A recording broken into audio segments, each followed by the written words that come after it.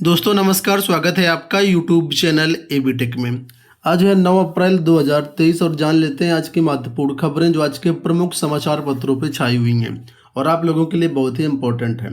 सबसे पहले हम लोग बात कर लेते हैं पीसीएस को लेकर के अलग अलग जो चयनित हैं, जो टॉपर है, उनकी स्टोरीज के बारे में आज के समाचार पत्रों में देखो दिया गया है। उसको लेकर के लिखा है, तंगहाली में लिखी एसडीएम डिप्टी एसपी बनने की कहानी।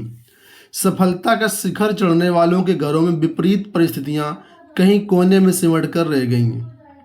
उत्तर प्रदेश लोक सेवा आयोग की वर्ष 2022 की पीसीएस परीक्षा के परिणाम ने साबित किया है कि भले ही पिता किसान हों, परचून की दुकान चलाते हों, मां आंगनवाड़ी कार्यकर्ता हों या गृहिणी हों, लेकिन विपरीत परिस्थितियां उनके बच्चों को सफलता के शिखर पर पहुंचने से नहीं रोक सकती हैं, बशर्ते मन में रहे कि लहरों से डरकर नौका पार नहीं होती और कोशिश करने वालों की कभी हार नहीं होती।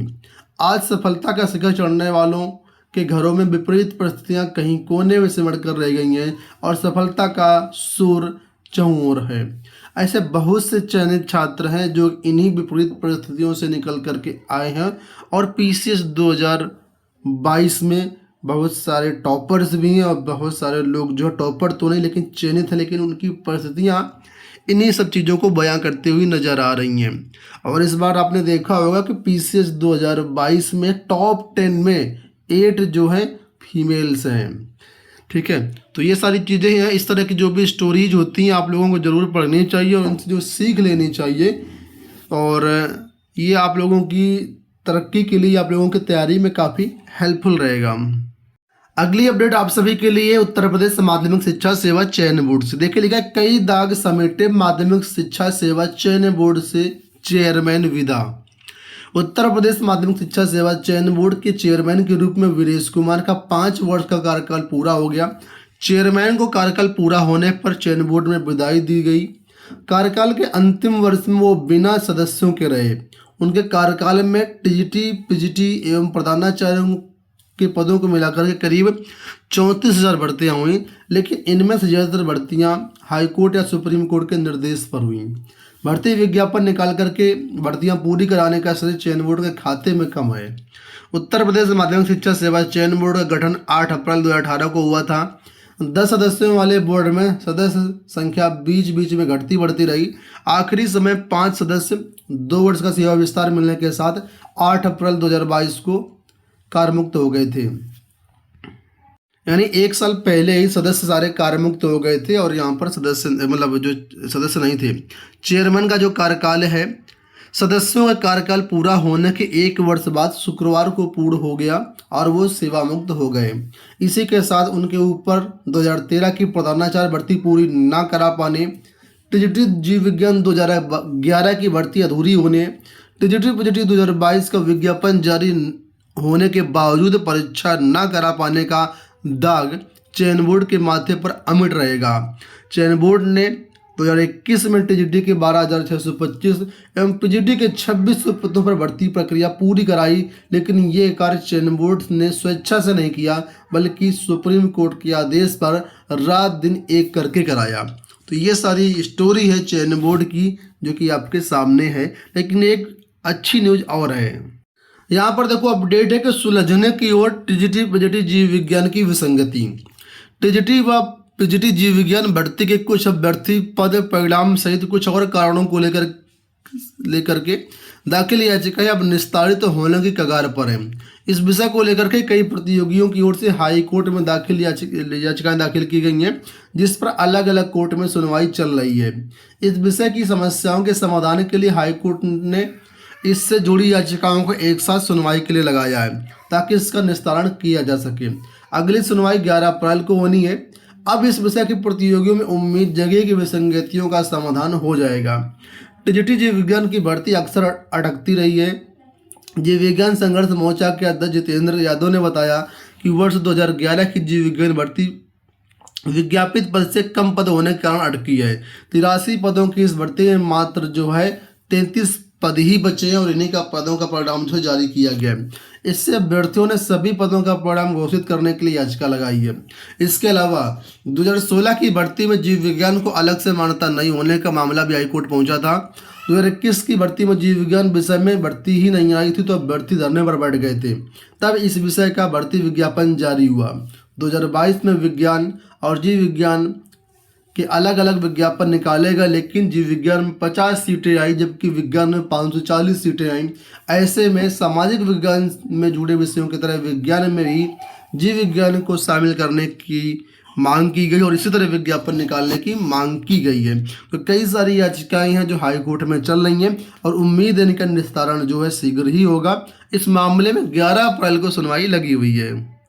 उत्तर प्रदेश के मुख्यमंत्री सीएम योगी जी जहां भी जाते हैं हर जनसभा में यही सारी चीज़ें बोलते हैं कि हम 1 करोड़ नौकरी देंगे। यहाँ पर भी आप लोग देख सकते हैं, गोरखपुर से न्यूज है और बोले कि 3 साल में 1 करोड़ युवाओं को रोजगार से जोड़ा जाएगा।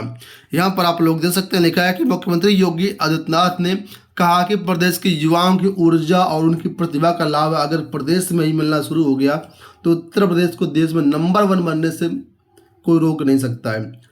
इसके लिए सरकार कार्य योजना बना रही है। अगले 3 सालों में 1 करोड़ नौजवानों को प्रदेश में ही निजी क्षेत्र में नौकरी व रोजगार से जोड़ा जाएगा।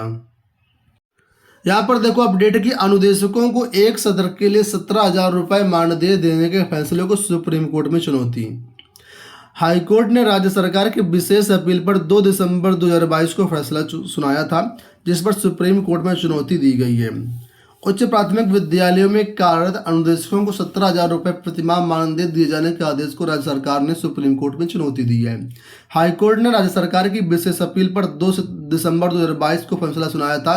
हाईकोर्ट ने अनुदेशकों केवल 17-18 के लिए 17,000 रुपये मानदेय देने का आदेश दिया था और किंतु यूपी सरकार ने इसे लागू नहीं किया।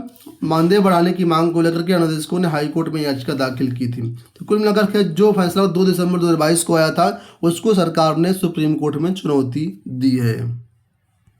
कंडक्टर भर्ती को लेकर के एक बड़ी अपडेट निकल के आ रही है कि लखनऊ समेत 6 जिलों में कंडक्टर भर्ती की राह खुली। उत्तर प्रदेश राज्य सड़क परिवहन निगम में 3 माह से फंसे 6 जिलों में संविदा पर बस कंडक्टर भर्ती का जो रास्ता है साफ हो गया है। इसमें लखनऊ सहित गाजियाबाद, मुरादाबाद, बरेली, अलीगढ़ और नोएडा क्षेत्र शामिल है। इन क्षेत्रों में 1245 पदों के लिए 15 अप्रैल तक एजेंसी के जरिए भर्ती का टेंडर जारी हो जाएगा।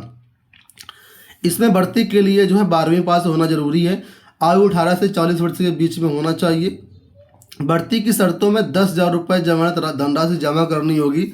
परिवहन निगम से 11 महीने का अनुबंध रहेगा। करीब 2.5 रुपये प्रति किलोमीटर वेतन मिलेगा।